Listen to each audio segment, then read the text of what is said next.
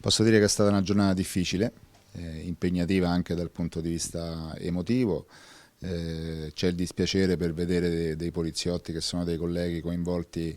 in questa indagine, ma anche la determinazione di chi sa che la Polizia di Stato ancora una volta ha dimostrato di non intendere svendere la propria immagine per poca trasparenza o per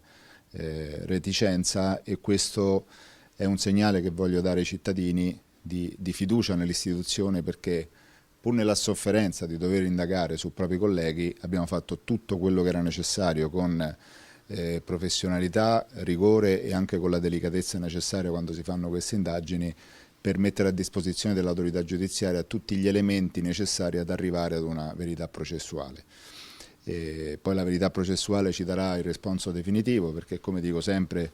i poliziotti non sono mai al di sopra della legge, ma non sono neanche al di sotto della legge, quindi bisogna che poi le garanzie